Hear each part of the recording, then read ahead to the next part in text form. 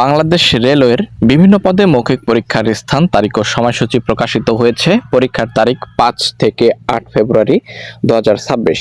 Bangladesh railway train examiner, train controller ও traffic apprentice পদে লিখিত এমসিকিউ পরীক্ষায় উত্তীর্ণ প্রার্থীদের মৌখিক পরীক্ষার স্থান, তারিখ ও সময়সূচি প্রকাশিত হয়েছে।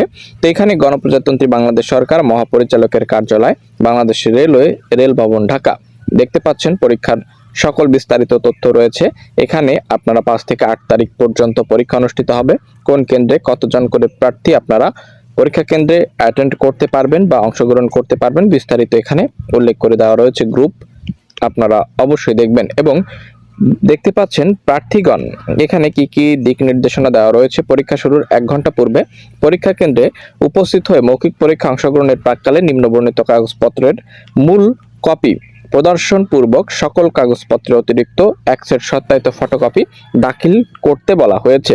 কি কি প্রয়োজনীয় কাগজপত্রের প্রয়োজন পড়বে সেখানে আপনারা দেখতে পাচ্ছেন সকল শিক্ষাগত যোগ্যতার সনদ, জাতীয় পরিচয়পত্র, নিজ পিতা ও মাতার এখানে বিস্তারিত উল্লেখ করে দেওয়া রয়েছে। আপনারা অবশ্যই দেখে নিয়ে আপনারা যথাসময়ে পরীক্ষা কেন্দ্রে উপস্থিত হবেন। তো এই ছিল আজকের ভিডিও। আশা করছি আপনাদের উপকারে আসবে। যারা যারা রেলওয়েতে অ্যাপ্লাই করেছিলেন তাদের জন্য ধন্যবাদ।